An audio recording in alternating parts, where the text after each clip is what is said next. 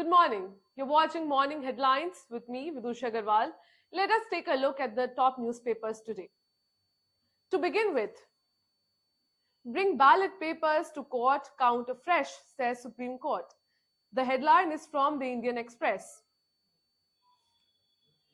Expressing concern at the possibility of horse trading against the background of the Chandigarh mayoral polls, the Supreme Court on Monday decided to examine the ballot papers of the January 30 elections to see if the results can be deduced by disregarding the markings allegedly made on some of them by the returning officer.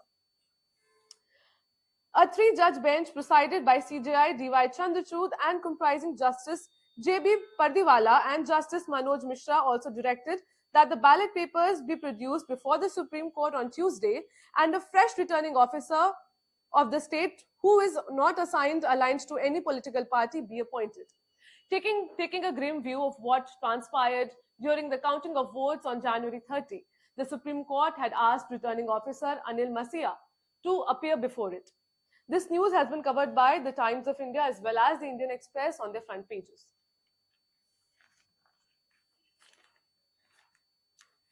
In a significant development, farm unions reject government officer to link MSP and crop diversification.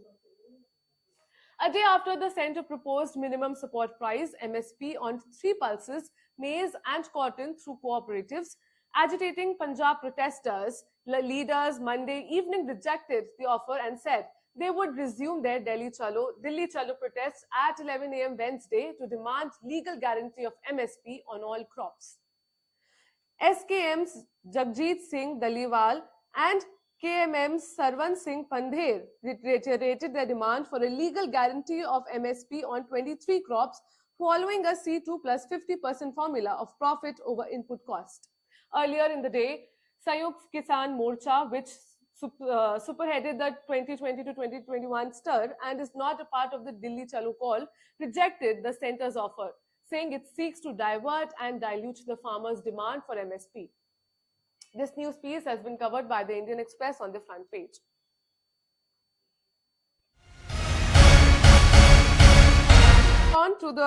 Moving on to the next headline, given on the Times of India front page.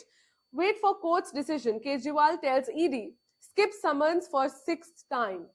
Delhi CM Arvind Kejriwal on Monday skipped the Enforcement Directorate summons to appear for questioning in the excise policy case, with the Aam Aadmi Party calling them illegal. This is the sixth time that Kejriwal did not present himself for questioning in the case.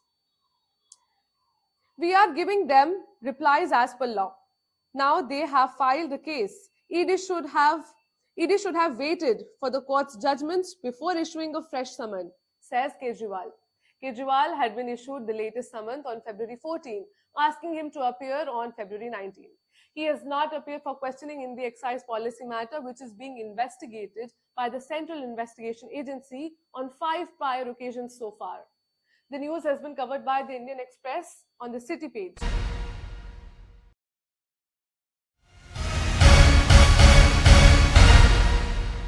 Moving on. In the latest report, Akhilesh raises seat-sharing heat, set to skip Rahul Yatra.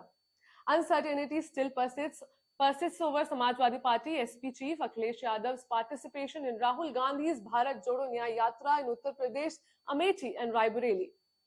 Akhilesh said on Monday that he will join Rahul's Yatra only after the finalization of seat sharing between SP and the Congress for the UP seats for the upcoming Lok Sabha elections.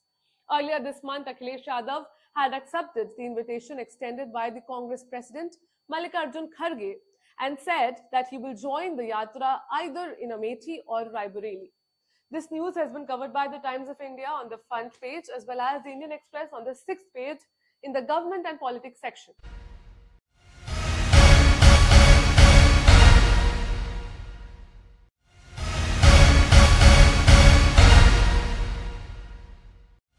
Moving on, let's take a look what is happening in the world. US drafts UN resolution supporting temporary ceasefire in Gaza war. The United States has proposed a rival draft to United Security Council by the United Security Council resolution that would underscore the body's support for a temporary ceasefire in Gaza. Washington has been averse to the world ceasefire in any UN action on the Israel-Hamas war, but the US draft text echoes language that President Joe Biden said he used last week in talks with Israel's Benjamin Netanyahu. The United States has proposed a United Nations Security Council draft resolution on Gaza calling for a temporary ceasefire in Israel's war against Hamas and warning against an Israeli ground incursion into Rafah, where hundreds of thousands of displaced Palestinians have fled over the course of the conflict. The US draft, which also calls for the release of Israeli hostages, will be privately discussed on Tuesday. It is unclear when it will be put to a vote, which will need more than 9 votes in favor and no vetoes from the pertinent members to pass. The news has been covered by the Indian Express on the world page.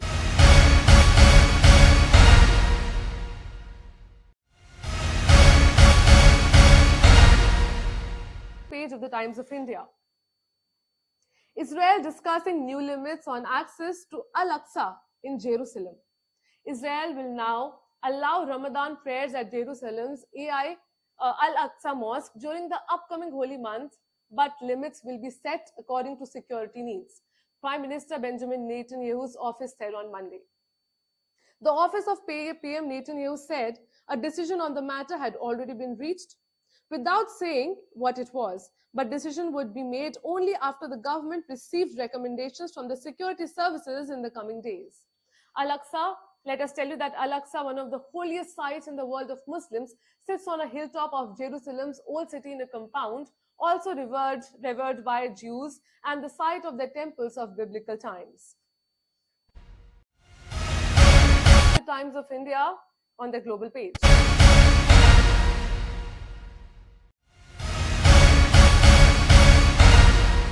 Russia. Capture of East Ukraine city complete, says Russian military. It is the day 726 of the Russia-Ukraine war, and Vladimir Putin is a happy man. Happy because his troops have achieved an important victory, the capture of the eastern Ukrainian city of Avdiivka. On Sunday, 18th February, Russian troops raised the flag in several parts of the eastern town of Avdiivka after Ukrainian forces beat a hasty retreat from the ruins of a town they've been defending for a decade. Aqsa officials announced Saturday that they have already taken control of Avdiivka. Ukrainian forces confirmed pulling out of the bombed-out city in what amounted to a triumph for a Kremlin, even though the 4th-month battle was costly. The fall of Avdiivka to Moscow is the country's biggest win since capturing the city of Bakhmut in May last year, and comes almost 2 years to the day since President Vladimir Putin triggered a full-scale war by ordering the invasion of Ukraine. The news is covered by the Indian Express on the world page.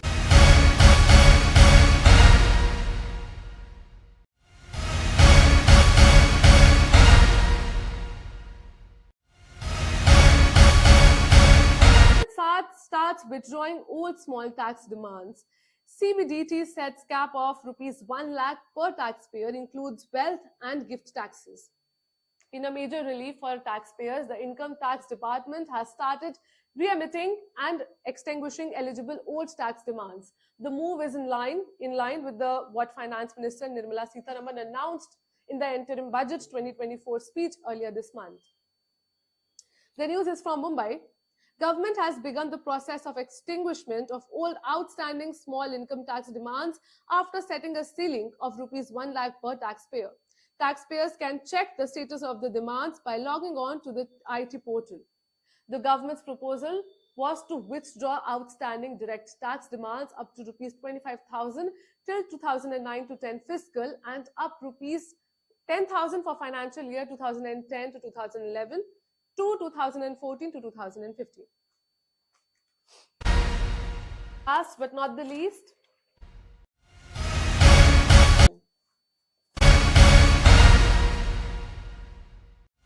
India cracks baseball code. Rajkot pitch could be template. Replying to England's baseball tactics, the Indian young gun has shown their colours by winning the third test match by a huge margin of 434 runs. India's future Yashasvi Jaiswal smashed 214 runs in India's second innings, and Ravindra Jadeja took 5 wickets and demolished the England batting lineup. Both the Indian Express as well as the Times of India have covered the news on their sports pages. Thank you for tuning in. Join us tomorrow again at the same time. Till then, keep watching Ritam.